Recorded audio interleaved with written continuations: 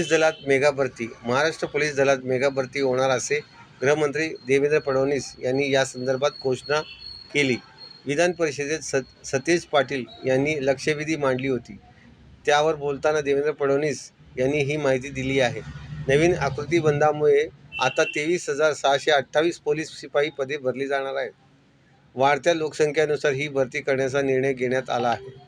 फडणवीस यांनी म्हटले की गृह विभागातील 1976 पासून आकृतीबंधानुसार पदभरती केली जात होती. पोलीस दलात भरतीची प्रक्रिया सुरू आहे, परंतु नवीन आकृतीबंधानुसार जागा वाढल्या आहे. यामुळे नवीन आकृतीबंधानुसार पोलीस भरती होणार आहे. यासाठी गृह मंत्रालयाने निधी उपलब्ध करून दिला आहे.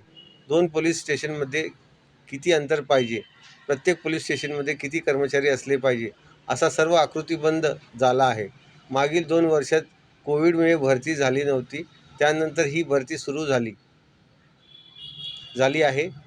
त्या काळात देण्यात आलेली वयोमर्यादाची वाढती मुदत आता संपणार आहे. ती संपण्याच्या आत नवीन भरती करता येईल का, हा विचार करण्यात येणार आहे. यासाठी आधी जाहिरात काढून हवे तर नंतर भरती करता येईल का, हा निर्णय गृह विभागातील अधिकाऱ्यांशी चर्चा करून निर्णय घेणार असल्याचे देवेंद्र फडणवीस यांनी सांगितले. राज्यात सायबर गुन्हेगारी वाढली आहे. यामुळे पोलीस दलात सायबर सुरक्षेच्या दृष्टीने 1,000 जणांना प्रशिक्षित करण्यात येणार आहे.